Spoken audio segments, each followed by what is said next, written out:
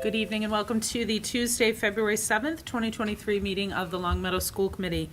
School committees and other public bodies may continue to hold remote meetings through March 31st, 2023, under legislation enacted in July of 2022. The statute, Chapter 107 of the Acts of 2022, extends quorum reductions for remote meetings. All votes, while there is remote participation, must be made by roll call vote. This meeting is being recorded and aired live on LCTV. We will begin with the Pledge of Allegiance. Pledge allegiance to the flag of the United States of America, to the republic for which it stands, one nation, under God, indivisible, with liberty and justice for all.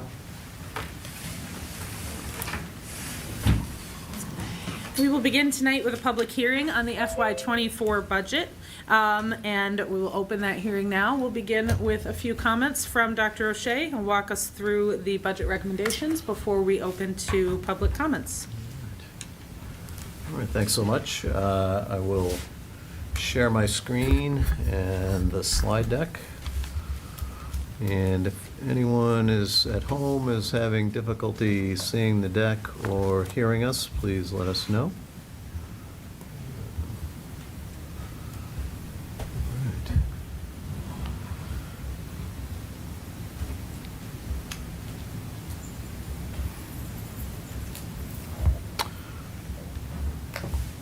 All right, well, thank you. So as Nicole explained, tonight is the public hearing on the FY24 budget. This is the budget designed and developed in support of our activities for the 23-24 school year. It represents another stage in the process of budget development. Last week was the first opportunity to present this recommendation. Tonight is a public hearing, and ultimately this will be considered by the select board for inclusion in the FY24 townwide budget. So to kick off, I want to once again thank and acknowledge the school committee finance committee for their guidance in developing this budget. Thank Assistant Superintendent Tom Mazza for working through a very complex budget development process, and also our partners on the town side, Town Manager Lynn Simmons and Town Finance Director Paul Pasterzik, who've been in touch with us over the last few months to help us develop a budget that we think is reflective of our strategic priorities, and also sort of acknowledges the fiscal position of the town. So I will start with, as I did last week, at the highest level, start sort of with the end in mind here, and this is a high-level summary of the FY24 budget recommendation. And you'll notice that this recommendation before the school committee tonight and at this public hearing would request an increase in the contribution from the town's general fund of over $1.5 million. It also projects that we will see an increase in special revenue, which we'll explain a little bit later. And the net effect would be that the recommendation before you has our total FY24 budget going up by $1,753,376 over FY23. I guess I would characterize this as as I have frequently, as an ambitious ask. It is, as many understand and know, this is a request from the general fund that exceeds what we have requested in recent years, but it is certainly reflective of our strategic priorities and all of our obligations to run the operations of this school district. So with that in mind, I'll sort of, again, start at a high level in terms of some of the external fiscal influences on this FY24 budget. Long Meadow Public Schools, like every organization, every business, every household in America right now, is experiencing inflationary pressures associated with cost of living increases, utility increases, In our case, one of the things that we'll highlight is out-of-district tuition rates. This is the tuition rate that private schools who receive our students for specialized programming charge us. So we'll talk a little bit about that and how that is a major driver of the FY24 budget as well. One of the things that we are keeping our ear to the ground on is the implementations of revisions to the Chapter 70 funding formula. You'll recall that last year, we spent a considerable amount of time talking about the statewide consensus that the Chapter 70 funding formula is outdated and that it is not reflective of the realities of serving students and running a school district in 2023. And so I'm pleased that, that there is this sort of statewide consensus and that the legislature has committed to the revision of Chapter 70 funding. It is a 6-year implementation plan that the legislature has developed. We are headed towards year 3 of that 6-year plan to revise and refund Chapter 70 to cities and towns. We think that this budget is also reflective of the fiscal position of the town. Certainly there's been a lot of conversation at this table and in so many other public meetings about the tax ceiling that is looming for the town of Long Meadow, and so we want to be cognizant of that. So, the challenge is obviously to develop a budget that is reflective of our priorities, that supports student and staff needs, but also is cognizant of the challenges that the town is facing. And then it's also, though this is a critical moment in the development of the FY24 budget, the caution that I would have for anyone listening tonight is that it's still in many ways early. We will soon look to set a budget for FY24, but the truth is there are many variables that still need to be pinned down. There's costs that need to be determined, and there's revenue that needs to be understood better as well. So, as would be the case in any year, when a budget is developed, there are many allocation decisions that follow the development of a voted budget. And I know this school committee has been supportive of our attempts to be responsive to needs that emerge and develop after the budget is voted. And so it's not unusual, for example, after a budget is voted, for us to need to respond to enrollment shifts or emerging student needs. And so, in most years, we make decisions, allocation decisions subsequent to a voted budget, and those are decisions obviously that are brought before the school committee. So to back up a little bit, I wanted to, once again sort of highlight the Chapter 70 aid situation, and you'll see that we have enjoyed an increase, the town of Long Meadow has enjoyed an increase in Chapter 78 in recent years. And again, I just would say it's really reflective of the wider fiscal position that school districts are in, and that the state has recognized that funding formula that was developed in 1993 needed to be overhauled. And so I'm appreciative that, that we are seeing the benefits of that, but it's also a reminder to all of us that children's needs are increasingly complex, and that students need more from us today than ever before, and we'll talk a little bit about that. So what does that look like?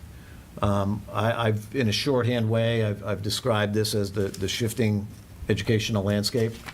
And I was thinking back recently that, it was probably in the 90s that a lot of the accountability framework that we're under was developed. There was a big push from the federal level and at the state level to raise the academic bar, and so there was considerable movement around accountability, around standardized testing, around more defined curriculum frameworks, and so that was a part of what schools experienced in the 90s and part of what we had to respond to.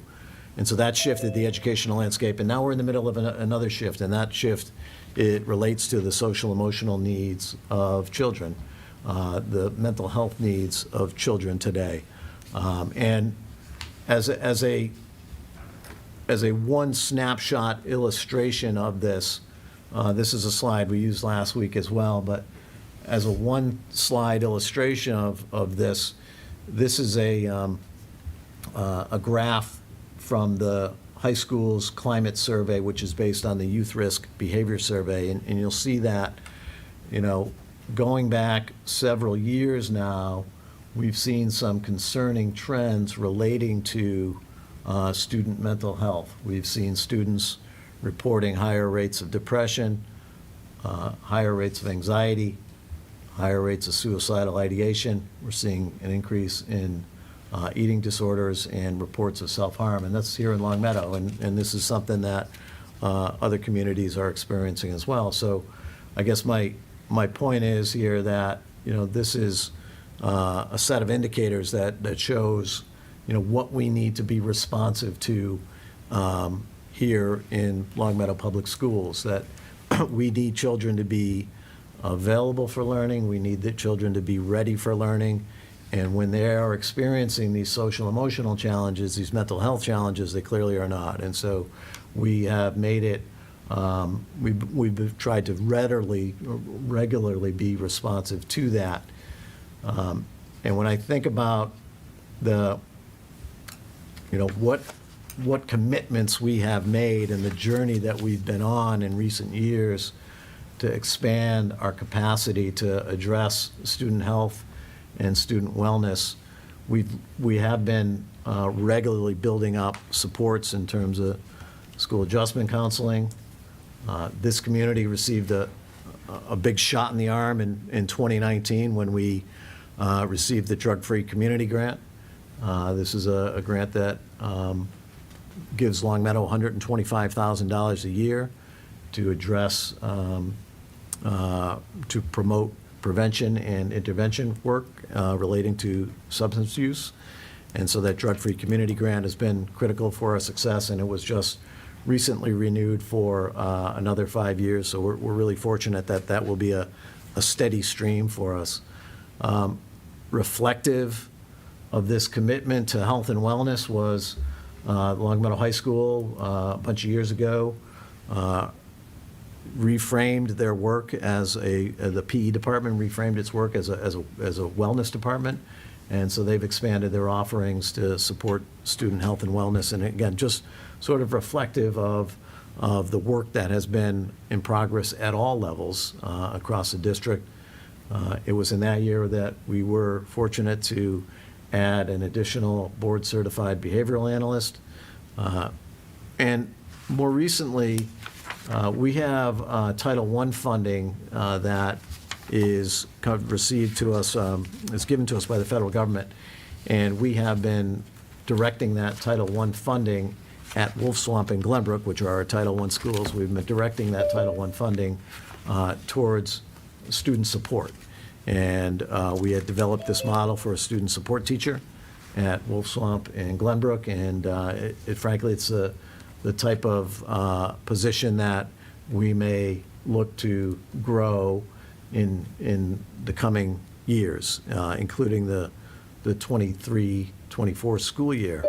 So that student support position has been a place where, a child can go to that student support teacher if they're experiencing some behavioral challenges, and, they simply need to kind of get regulated, get calmed, get redirected, and our student support teachers at Wolf Swamp and Glenbrook, have been effective in doing that while keeping kids on their academic work. the life skills program at the upper elementary school levels to introduce health programming, a career counselor at Long Meadow High, an additional district nurse came on board in 2020 and FY21.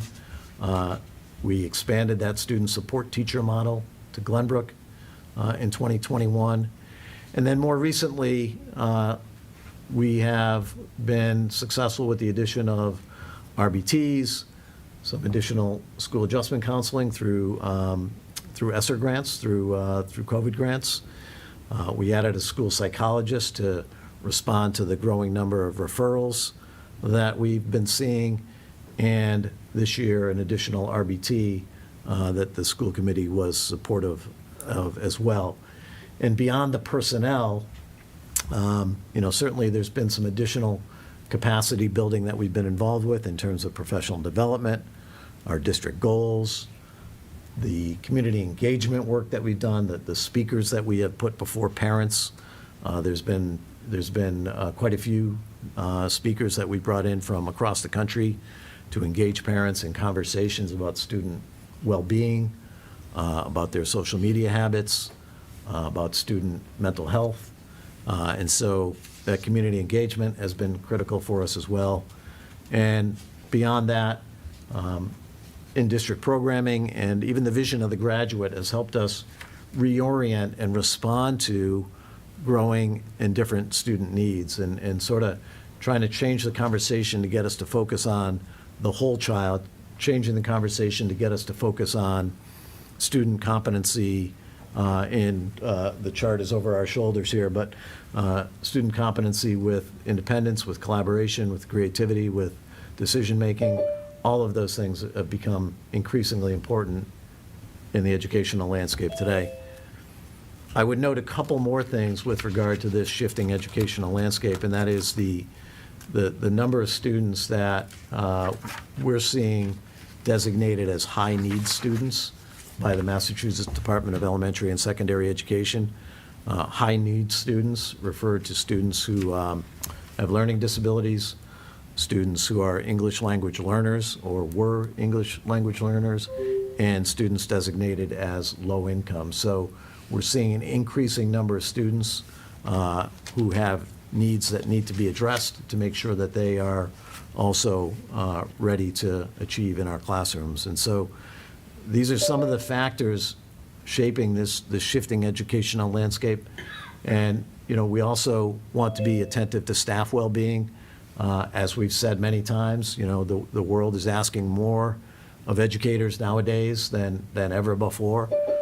We have raised the bar in terms of academic achievement, but we're also asking educators to be more attentive, more tuned into, more supportive of children's social emotional well-being as well. So with that, we need to be attentive to staff well-being, and we need to make sure that we have appropriate supports in place for them so that they can do their job. And so these are some of the things that, when we think about the size of the ask, the size of this request, the fact that this request exceeds what we typically ask of the town, my message would be it's in response to this shifting educational landscape.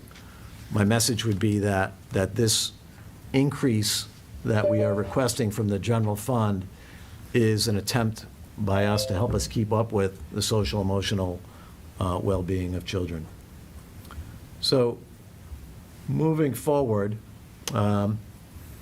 thinking about some of the strategic targets that we believe this budget addresses. First and foremost, it addresses our contractual commitments. We want to be sure that we're meeting our obligation to attract and retain great employees. And we have contracts in place with most of our bargaining units for next year, and this budget recommendation will help us fulfill those commitments. We have seen, and this committee is aware of the success that we have had with academic coaches, specifically the addition of math coaches in the 22-23 school year to help support the implementation of Bridges. And this budget will incorporate the support of those elementary math coaches.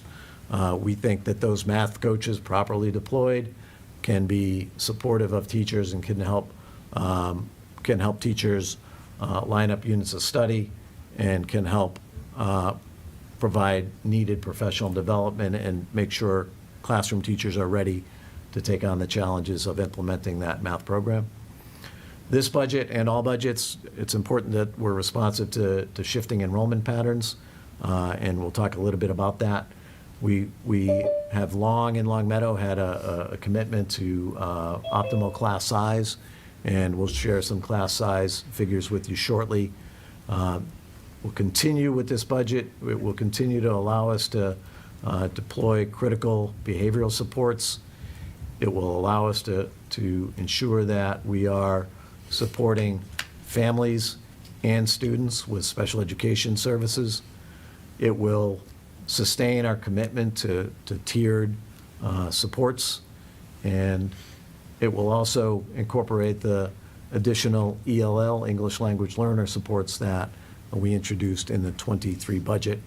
And finally, we've seen, with our encouragement, we've seen an increasing number of students, a slowly increasing number of students who want to access technical education programs. The Lower Pioneer Valley over in West Springfield has a great career and technical education program, and we're happy to see that more students appear to be interested in that. So those are some of the strategic targets that we're aiming for with this budget, and we'll get into some of the nitty-gritty of the relating to enrollment, which is obviously always a big influencer on the school budget. This is at a very high level. Our 10-year average by grade group for enrollment, and you'll see that in the red in the middle. That's the pattern of our high school enrollment. You'll see that to the right is sort of future years. It's lightly shaded in yellow. Not sure how easy that is to see, but the red is the high school pattern. The top line is the pattern that we're, get some noise if, the top line is our elementary enrollment. You can see that we've experienced a decline in elementary enrollment. It is projected out into the future, it's projected to rebound. And middle school enrollment as well, you can see that, the decline that we've experienced in recent years at the middle school, with the exception of the 8th grade at Glenbrook. This is our current enrollment as of January of 2023, not including students who are placed out of district for specialized programs. And you'll see that, generally speaking, we're seeing larger cohorts of students at the high school kind of making their way out of the district, and lower cohorts of students at the elementary level. So, it's important that we're responsive to these enrollment shifts, and to drill down to the elementary level. And I want to put a giant, if I could, a giant asterisk on this entire slide, because this is based on, it's based on current projections. And as this committee knows, we're always responsive to the shifts that occur in the spring and into the summer. So it's very possible that some of these numbers could move around in such a way that we'd have to potentially add sections if the budget would allow, or reallocate the sections that are on the projection before you. So I think that's just this is not by any means locked in, and it's very much subject to change based on what registrations we see between now and September. You'll see that one of the things that we try to achieve is equity at each grade level across the 3 schools. So that is important to us. I think every year we have grades at particular schools that are sort of on a watch list, that we're watching the enrollment to understand if an additional section needs to be added, or, this doesn't happen too often, but in the event that, we see a decrease in a section could be removed. But more often than not, we see some unusual spike in the spring and summer, and we have to be responsive to that. So this is a moment in time projection of class size in the 23-24 school year. The most notable thing here that I'd highlight is at kindergarten. You'll see that right now in the 22-23 school year, we have 11 kindergarten sections. Next year, based on our understanding of birth rates and based on the census and preschool enrollment, we are projecting that we will have 9 sections in total at kindergarten next year. So that's a notable change, and it largely explains the reduction in sections overall at the elementary level that is in this budget. At the middle level, you'll see the projections that we have in mind for the 23-24 school year. Again, giant asterisk, giant note of caution that this is subject to change, and averages don't fully explain the enrollment picture, because at the 7th and 8th grade, when students make choices for their math program or their foreign language, it can alter the class size across all the sections.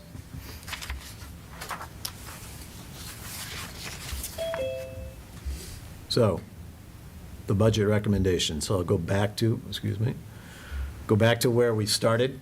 Again, you'll see that this is a significant request that we are recommending we make of the town of Long Meadow.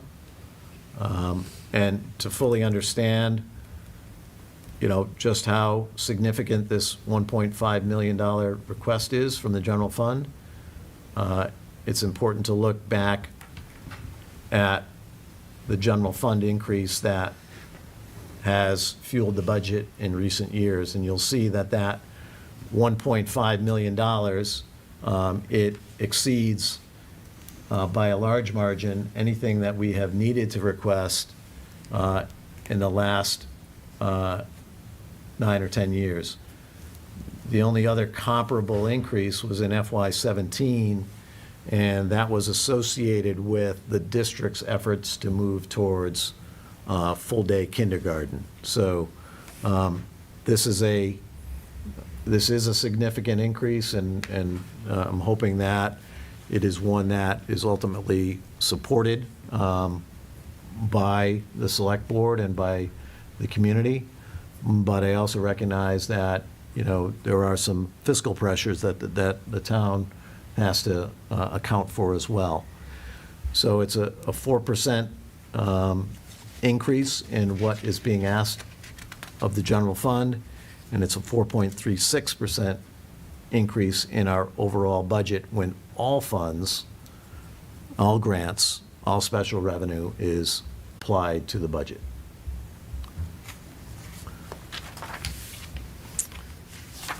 One of the things that the committee has asked us to be clear on is what the general fund turnback has been in recent years, and this is unexpended funds that are available to Long Meadow Public Schools at the end of the year. The law requires that we turn back these funds at the end of the year. We like to think that we're good stewards of the incredible support that we get from this town. And Mr. Maz in particular is a good watchdog over the budget, and usually we're always finished in a good position and are frequently able to turn back significant amounts to the town of Long Meadow towards their free cash and towards their balances. So you'll see that, in some years it's been as high as close to $1 million. More recently, the most available year, FY '22, $567. So, again, high-level budget by funding source. You'll see that our overall budget is at the bottom here, nearly $42 million. Most of our budget, 92.7%, comes from the general fund.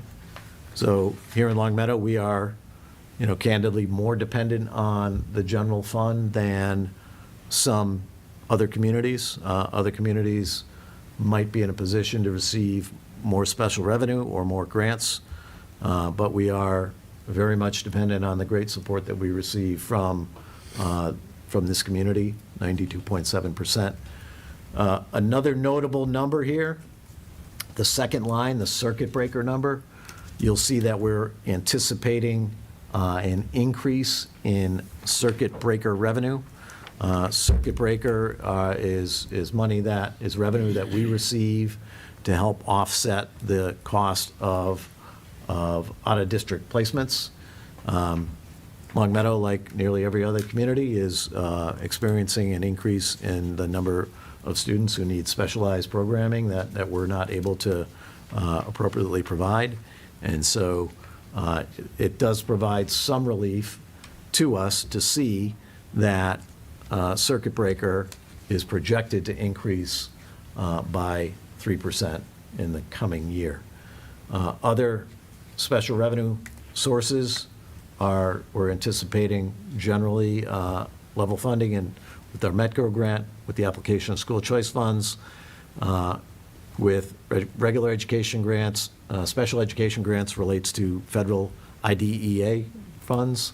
And you'll note that this budget is reflective of the disappearance of COVID relief grant funds. So those federal COVID funds were critical and helped us get us through some challenging times, but will not be available to us for the FY '24 budget. That's $165,000 that was available in '23 that will not be available in the coming year. Moving on. Excuse me. This is, perhaps a critical slide in terms of helping us understand service delivery. And I will start on the right-hand side of this chart, and noting that contractual obligations alone, we're projecting that those contractual obligations alone will count for $1.2 million of the increase that will be recommended here. So when you think back to the $1.7 million increase, the overall $1.7 million increase, a significant portion of it relates to our contractual obligations. Additionally, a number worth highlighting here is the $682,718 increase that we are expecting to cover out-of-district tuitions. There's two components to that $682,000. One is an increase that in the tuition rate associated with out-of-district placements. The other is the portion that relates to the children, the increase in the number of students that will need specialized out-of-district services. So I just want to highlight that out-of-district tuition figure for us, because this is a very, very significant driver in the FY '24 budget. So specifically, just want to minimize this here for us.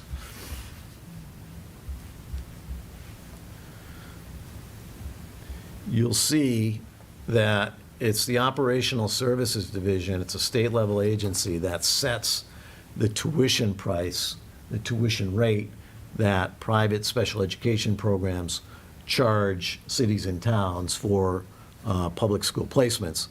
And typically, the increase has been in the 2% neighborhood, or high 1% neighborhood.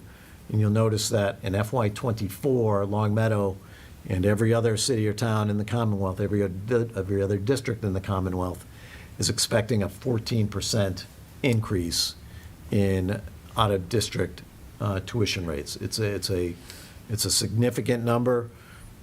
This committee, to its credit, had issued a letter to the OSD and to our legislative delegation to make them aware of this and to advocate for another solution, perhaps a phase-in. Certainly, there are a lot of cost pressures on out-of-district programs, just as there are cost pressures on us. But it certainly would have been more manageable for us had that increase been phased in over a period of years. Unfortunately, we have to account for it in a single fiscal year, and so that's a real significant driver for us in FY '24. And just to,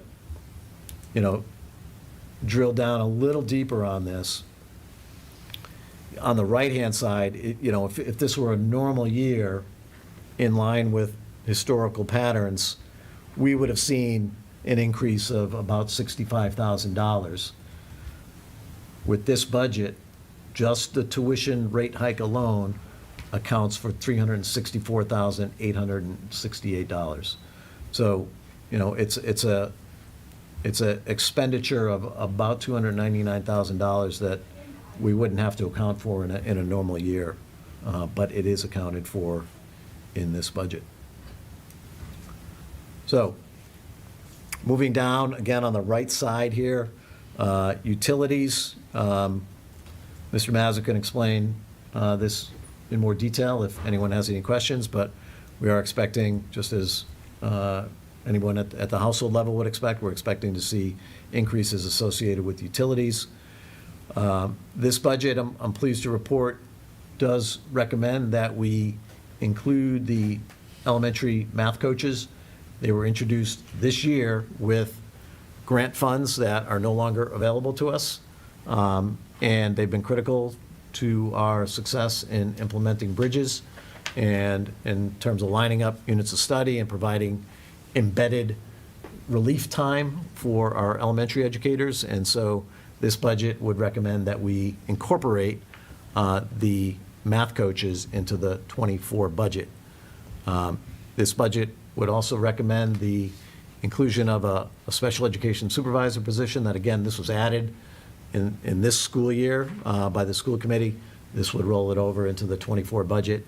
Having that support in place for families and having that leadership in place is really critical for us, especially as we see an increase in the number of students who are designated with disabilities and needing specialized services. English language learner services, again, this is a position that was added in the '23 budget. We will need it in '24, so it needs to be accounted for in the '24 budget. And so some of these are things that were added after the budget was voted last late winter. And so we will need the services of that additional ELL teacher in the coming year. Similarly, we added an RBT after the budget was voted to support students and staff this year. This budget would recommend that that be included in '24 as well. Vocational tuition, this is for technical education experiences for children. The $24,000 relating is a sort of compilation of costs associated with instructional software, supplies, and stipends for K-12 curriculum coordination. Sue Bertrand can speak to that in more detail if needed. Summer custodial services, we're anticipating an increase.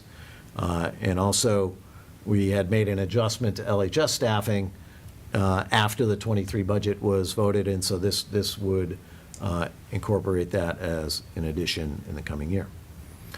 Now, on the On the other side of the ledger, the reductions that we are anticipating, this, we call it attrition. It's largely associated with anticipated retirements. When folks retire, when veteran staff retire, typically we're hiring lower on the salary schedule. So in this case, that attrition number, I'd say it's lower than what we've seen in recent years. Typically, there's more savings associated with that, but perhaps that, we perhaps saw a wave of retirements in the COVID years that, is catching up to us at this point. The next line, this is associated with a specialized program at Center School, and it's actually, I want to be clear, reflective of staffing in those programs this year. So earlier in the year, we were unsuccessful in finding a teacher for the specialized programs, a second teacher for the specialized programs at Center School. But kudos to the team at Center School led by Catherine Grant, who've been able to maintain programming, maintain the integrity of services despite that staffing challenge this year. But as students advance and as enrollment shifts, we're going to be well positioned next year with that reduction. Specialist teaching positions at the middle school. These were temporary grant-funded positions. These were ESSER funds that were applied to the budget to help with academic recovery and academic acceleration. And so we feel like those were positions that were helpful to us to emerge from the COVID years. We feel like we'll be well positioned to support students next year without those two grant-funded positions. At the elementary level, you saw earlier that we're anticipating a reduction in the overall number of sections that we'll need at the elementary level. Specifically at the kindergarten level, we are expecting to see a decrease in 2 sections. Right now running 11, next year anticipating that we will need to run 9. Williams Middle School, slight reduction to world language staffing. At the high school, we have a placeholder for some reductions that are tied to shifting enrollment patterns at the high school. It is sort of TBD where the reduction would come from. We want to go through the course sign-up process to understand where the opportunities are, but our preliminary projection would say that we can maintain existing level of services and maintain reasonable class size even with the reduction that you're seeing here. And then the other items, again, I think it's a credit to our administrative team that we're seeing anticipating decreases in what we need from legal counsel and the legal settlements that are in front of us, and then some reductions associated with substitute nursing, after-school tutoring, food service, and then finally some miscellaneous reductions, many of which are associated with technology services. So the net effect of this is that we are projecting a $1.75 million increase in FY #24. So, again, there's always sort of, even after a budget is voted, there are plenty of decisions to be made after a budget is voted. And each year, we kind of like to lay out before the committee and before the community some other considerations, things that we will keep our eye on to make sure that, however the budget is voted, to make sure that we're being responsive to these things. Kindergarten enrollment, elementary sections. We'll be watching these numbers to see if we need to make any adjustments. Generally, class size across the district, high school signups. I want to note that this budget right now does not include the Director of Student and Family Support position. This is a position that will, if we're able to incorporate it somehow, it would provide leadership in terms of social emotional programming, and our commitment to diversity, equity, and inclusion, among many other functions. But right now, this budget does not incorporate that position, that administrative position. I think our thought is that we just want to make sure that all the needs are taken care of at the classroom level before we think about that position. We think it's strategically very important to us, but at this point, we need to kind of keep an eye on the budget and see where we stand as costs become clearer, as revenue becomes clearer, et cetera, et cetera. Collective bargaining, we have not settled all of our contracts for the coming year. We want to be in a position to settle a fair contract that helps us attract and retain employees, but that is something that we have to kind of keep our eyes on. It's a variable for us that we need to be attentive to. Special education services and programs, again, we're always making adjustments throughout the year to ensure that students are getting a free and appropriate education in the least restrictive environment. That's our obligation, that's our commitment, that will remain our commitment, and we'll have to understand, as we move to the end of the year and as transition meetings are held, we need to make sure that services are lined up in response to those plans. School choice and METCO, these are decisions that will come to the committee in the next month or two.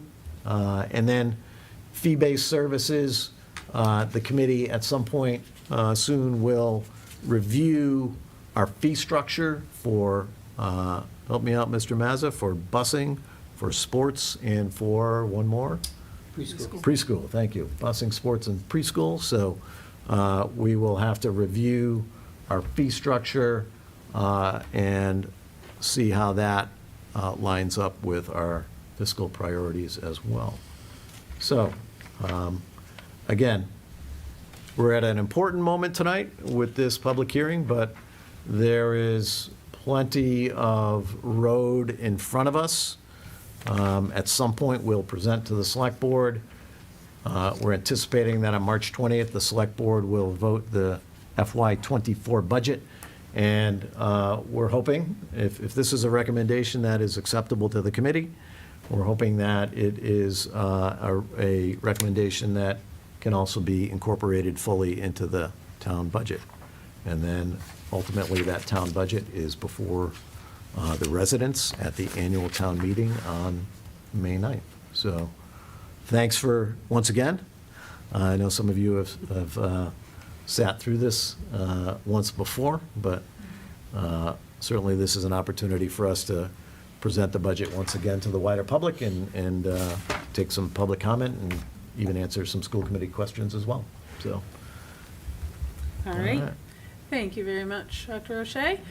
We are going to open for some public discussion related to the FY24 budget. That would be comments and questions. The comments and questions should be pertaining only to the budget for now.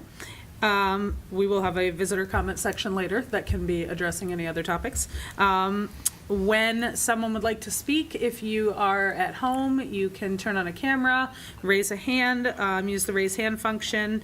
When you are called on, please share your name and address, or if you are an employee or professional who works with the Long Meadow Public Schools, instead of address, you can do your connection to LPS. Each commenter or our question is allotted 3 minutes to speak, and I think that's kind of all of it for now. So we'll open up for public discussion. Oh, one last reminder, sorry. If there's anyone who would like to speak as like a representative for a group, if there's a group that has shared concerns, you're welcome to have one person speak to those shared concerns and let us know that you're, speaking on behalf of others. That is also welcome if you would like. All right, we'll open up for comments now. Anyone who would like to raise a hand or turn on a camera and let me physically see a hand, that is also an option.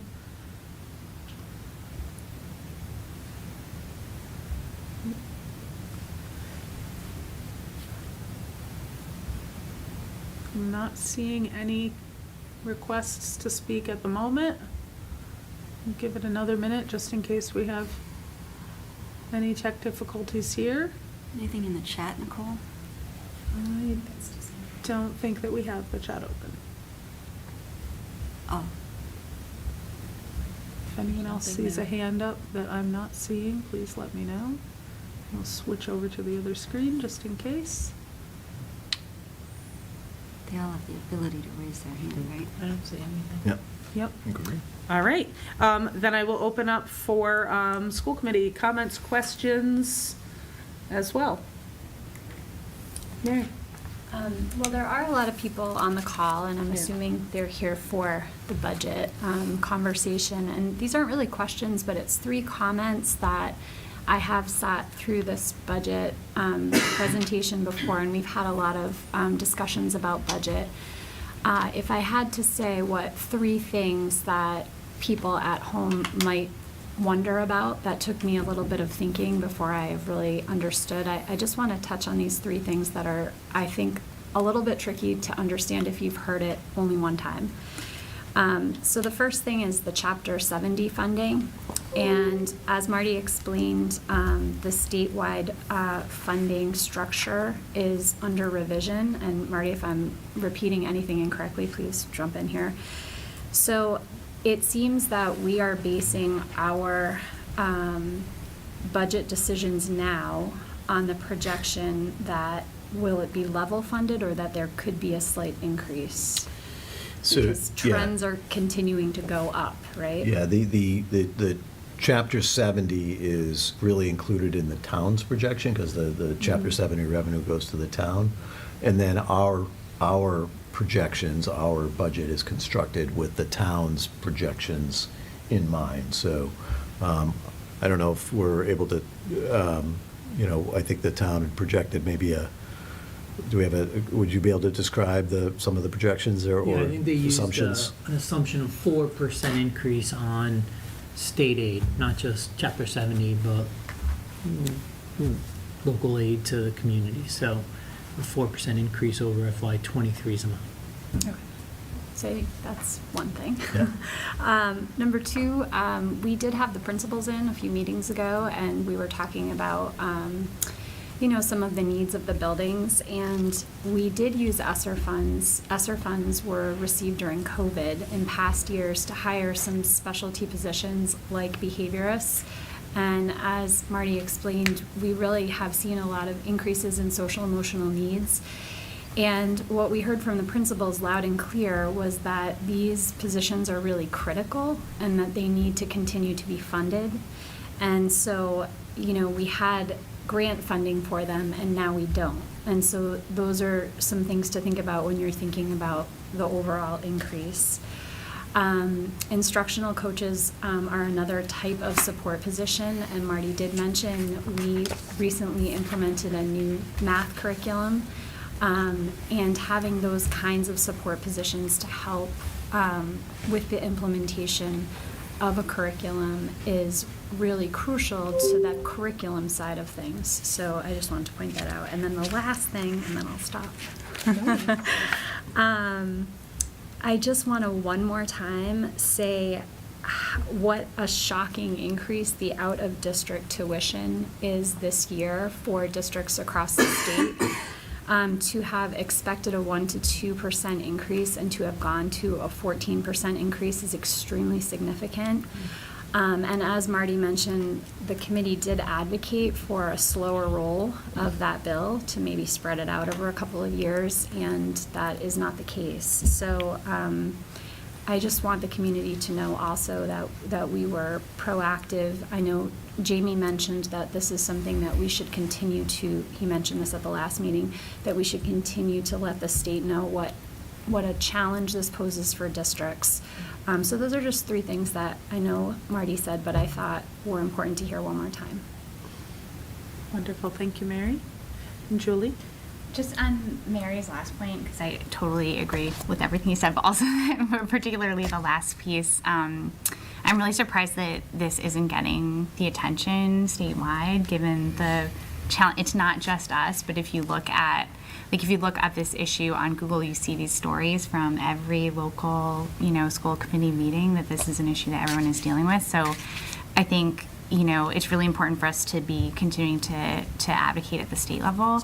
I was wondering, Tom, could you explain to us a little bit because there is a lag, right, in when we'll know whether the state is going to help cover these costs. So how does that play in? So the way the circuit breaker funding works, which is basically reimbursement to communities for special ed costs that exceed a certain threshold, they are basically reimbursing you for the previous year's expenses. The state allocates a certain amount each year as part of their budget process. And then the legislation is to fund up to 75% of those costs that the district incur. So what we're budgeting for FY24 are actually based on expenditures we're incurring this year. So the cost increases that we have, that's $600,000, the $300 for increased tuitions for placement or new students, and the increase, we really won't see that until the FY25 budget, the reimbursement portion for those costs. So we're having to pay for costs that will potentially get reimbursed later, and to the extent that we're advocating to the state, we're advocating for them to kick in additional funding in FY24 to account for that.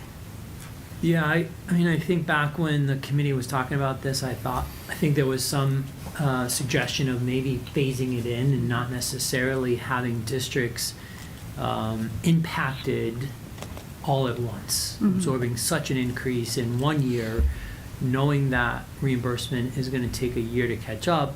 I think a number of districts were asking for a phase-in of whatever increase that they were considering.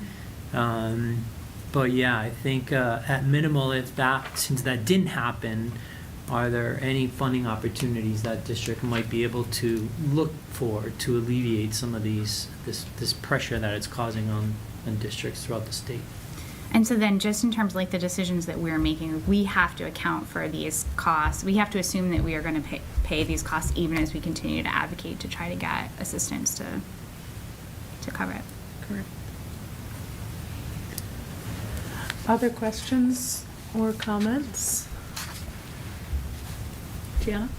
Yeah, the word advocate, we keep hearing it, and I can see by the people on, and I said this last week, but I just think it merits saying again, because we know that the people in this room are dedicated and committed to advocating for education, and I can see, again, I know a lot of the people that are on this call that are, I'm sure everybody on the call, I know the people who are just amazing educators and parents are also advocates of education.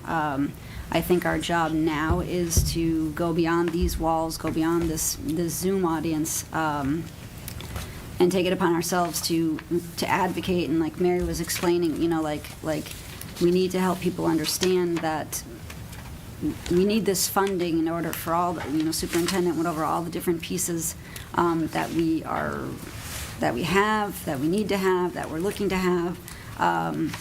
And so, we saw that there's a select board meeting on March 20th, I think, Superintendent. 10th, I think it was. March 10th, and then... Was it, no, actually, you might be right, 20th, I'm sorry. Okay, and then the town meeting on May 9th, so I just feel like we as, educators, and and our whole entire school committee is educators or coaches and mentors, and that's a fact. I know I'm supposed to just speak for myself, so my opinion of that is that we are in we have a unique and special understanding and appreciation for the value of LPS educators, LPS students and families, and the overall package, everything that superintendent, put up there for us. So we get it. We know that the people that are watching get it. But I think it's our job now to really make it so that our neighbors and that our people who are, the teenagers who are going to be old enough to vote, that we're making it so that people understand, again, to Mary, just everything that's at stake here, which is basically, our kids have more needs, our educators have more needs, and that costs money. And so essentially, our district has more needs, and it's our job, or I should speak for myself, I'm going to do a better job of advocating to the people who aren't in this room, who aren't on this call, the value of education, but especially for the education for our Long Meadow students. So just get out there and talk about all the stuff that, I'm talking to the people on the screen to, get out there and talk about all the stuff that you do. Don't be afraid to brag about it, I wear my Long Meadow shirt all the time. I brag about Long Meadow all the time. I love, my kids have been blessed. So we just need to make sure that everybody else who doesn't think that they have a stake in Long Meadow Public Schools understands that they should, and understands that they need to get their voice out there as well, especially at the May 9th meeting. So, thank you. Thank you very much. Other questions, comments? At this time, Jamie? Yeah, just one last thing, and Tom, if you can help me with this, because I asked it last time as well, but seems like there's a heck of a lot more people on the call.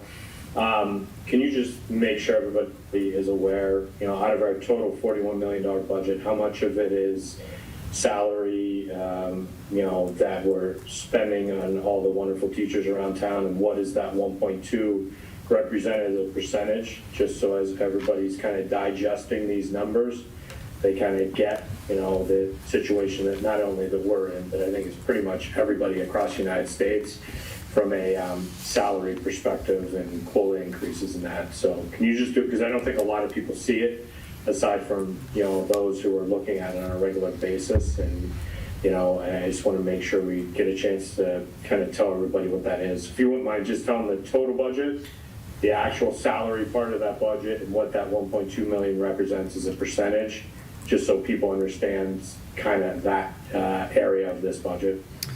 So the total budget request for FY24, as the superintendent indicated, is $41,943,000. Of that, approximately 33 million or so is for salaries. So I would say it's close to 80% of the total budget is for salaries. The $1,200,000 related to the contractual obligations represents about 3% or so of the total budget request. Perfect. Thanks, Tom. Yep. Can you remind us with those numbers as well, just so the community's aware when we're talking about that cost of living increase of 3%, how many employees we have? We are budgeting for 459 employees for FY24. Thank you. All right, wonderful. Other questions or comments? All right, seeing none, we will close the public hearing portion of tonight's meeting and move on to our regularly scheduled agenda. Correspondence. We received an email note from Ms. Kayla Werlin dated January 25th, 2023, regarding the Long Meadow High School musicians who were selected for the 2023 All-State Music Festival. And we received an email note from Ms. Kayla Werlin dated January 31st, 2023, regarding Long Meadow High School students who held an instrumental drive to collect unused instruments to break down barriers to participation for all students. All right, wonderful, thank you. We do not have approval of minutes tonight, so we'll move on to visitor comments. Visitor comments, again, as a reminder, can be related to any topic, and otherwise, same setup, 3 minutes, name and address, or name and connection to Long Meadow Public Schools. If anyone has any public comments, I encourage you to either raise a hand or turn on a camera and let us physically see you raise a hand. Either of those works.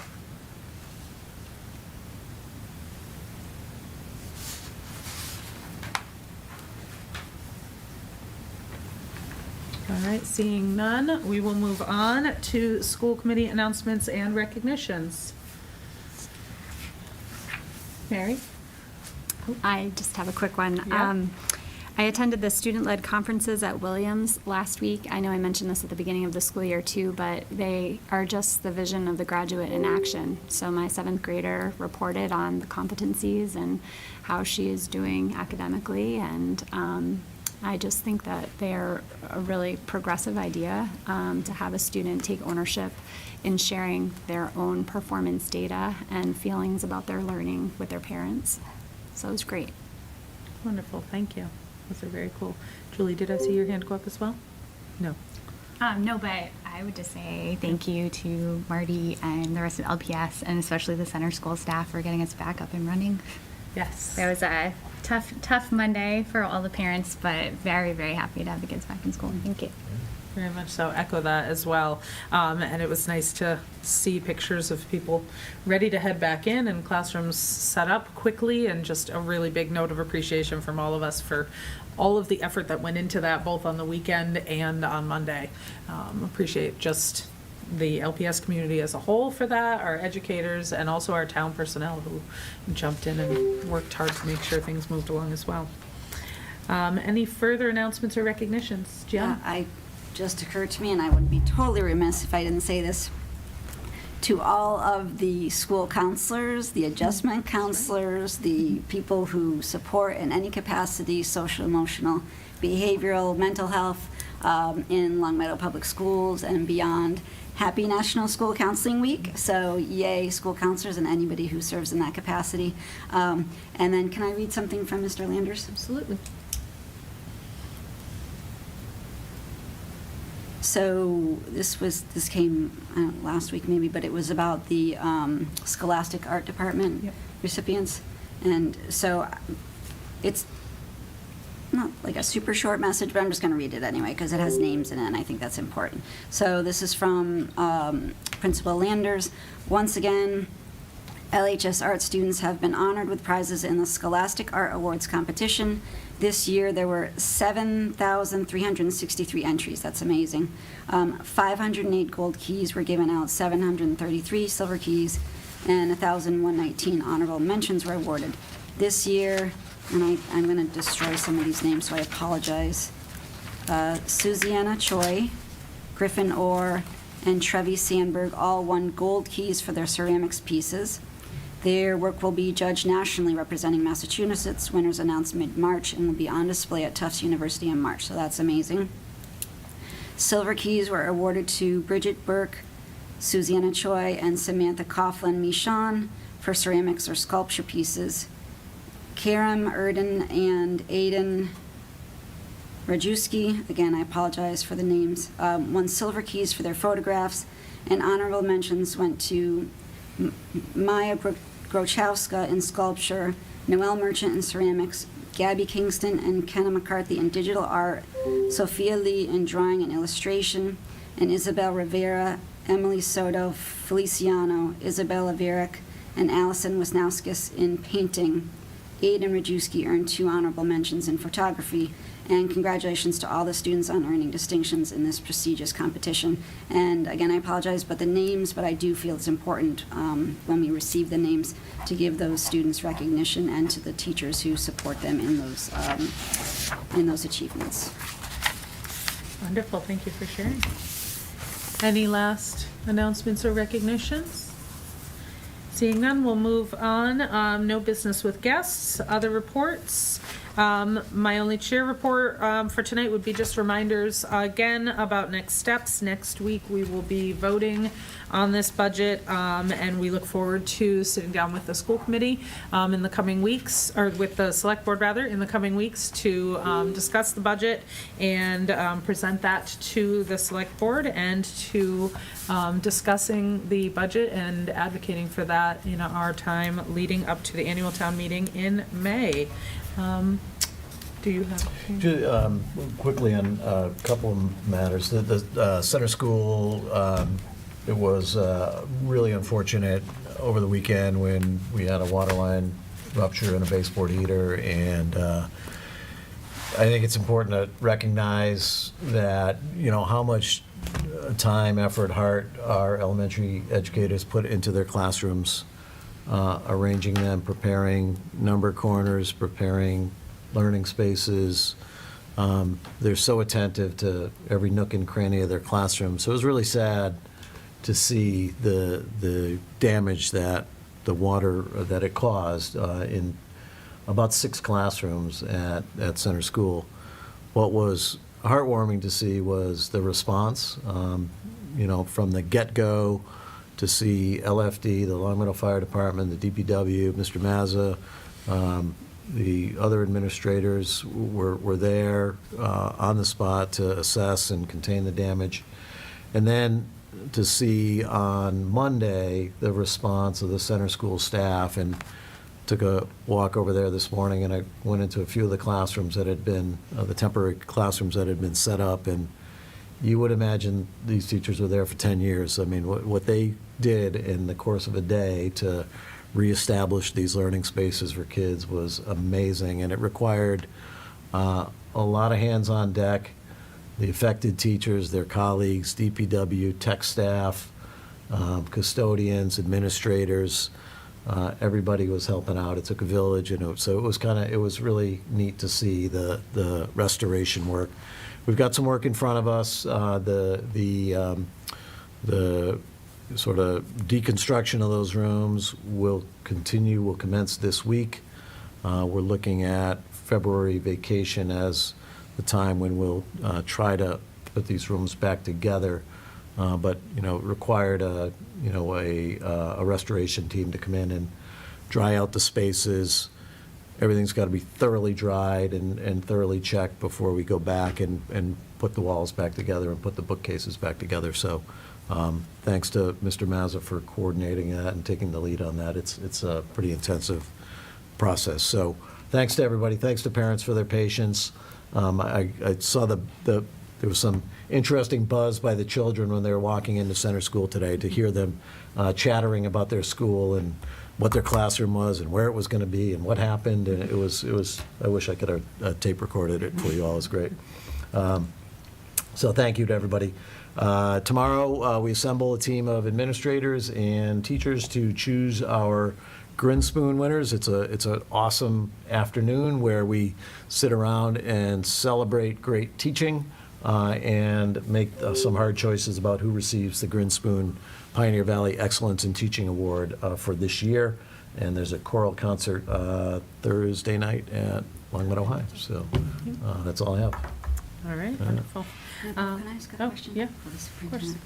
Thanks for all that, Superintendent, Yeah. and again, to everybody else who helped with all the stuff you just described. I know that there's like insurance, and maybe this is not appropriate to ask, but like, is there a way to like know if like they need math manipulatives to be donated, or like center toys? I think or our like, first thought on that is to take inventory and to file the insurance claim. Sue has been helpful, along with teachers and Principal Hutton, sort of assessing what we need and where we can get it. So teachers they always have each other's backs, and they're providing needed instructional materials. If they need anything, we will get it for them. And we're still trying to understand what that looks like today, but I think we're in pretty good shape, Sue? Yeah, we're in pretty good shape. I think we wanted to replace the math as quickly as possible because they're really chugging away on that. They'll Yeah. share books between classrooms between now and then. That's like a huge tragedy, right? Just rows and rows of beautiful books that Yeah. teachers have curated at their own expense and just ruined. So we'll work on getting those back as soon as possible. Once we get an invoice and get rolling, we'll be getting a couple logistical things as far as insurance goes, but we'll make sure that they're up and running and ready. Everyone's going to share, and so Yeah, and they were older classrooms for the most part, so no toys, no like ovens and Okay. blocks and things like that got damaged. So Okay, because I guess I was thinking like people like in the public who might want to donate some brand new books or something like that. Yeah. So I was just you asking. can do that. Yeah. I mean, so we'll know if there's Yep. Yes. an opportunity to Yeah. do that, I guess. is Yeah, what I Mrs. was Hutton asking. would be great at developing a list of things. Okay, thank you. Perfect, thank you, great question. All right, moving on, Assistant Superintendent reports from anyone? No, we do not have a student representative here tonight. Other reports, LPVEC? No report. No report. Energy and Sustainability? No report. SEAL? Yeah, I'm just looking up technology, Kevin. That was, so, oh, is the meeting tomorrow night? You know what, I have to look up. It's the second one, I can't believe that tomorrow night is the second Wednesday. Sorry, everybody. I think it is because we started on a Wednesday. Special education, oh, that's right, it's the 504. So tomorrow night, February 8th, 7 PM via Zoom, Special Education Alliance of Long Meadow meeting is on 504s. Check out sealma.org for more information. Thank you. Wonderful, thank you. No subcommittee reports today or ongoing business. We have new business with an overnight field trip request. Mr. Mazza, is that one coming from you? I hope not. Okay. Who would like to? I will take that. Okay. So Heidi Drowick is the assistant principal of Long Meadow High, and she has an overnight field trip request for your consideration. This is for 25 students to attend the Mass Association of Student Councils Annual Conference on March 8th, 9th, and 10th. It's in Hyannis, Mass. And you're furnished with information on the cost per student and the chaperones that will be assigned to that trip. It has my recommendation. All right, wonderful. Questions related to this and/or possible motions? I move that the school committee approve the overnight field trip request for students from Long Meadow High School to travel to Hyannis, Mass. for the Mass Association of Student Councils Annual Conference on March 8th, 2023 through March 10th, 2023. We have a motion. Do we have a second? Second. Thank you very much. Any further discussion? Gianna? So I'll be abstaining when it comes to the vote because my daughter's one of the children, but aside from that, just want to thank Mrs. Drowick for bringing these opportunities to our kids. We watched a video, we had an information session with her, and it's just, I mean, it looks amazing. So just thank you to, Mr. Landers and everybody else at the high school, but Ms. Drowick has just been bringing forth opportunity after opportunity, and I just wanted to say thank you. Wonderful. All right, seeing no further comments, we'll move to a vote. Zach? Yes. Gianna? Abstain. Mary? Yes. Kevin? Yes. Julie? Yes. Jamie? Yes. And yes for me as well. All right, that concludes our open portion for tonight. Actually, are we returning to open session? Because there's a We will not slight need to return to conflict. it. Yeah.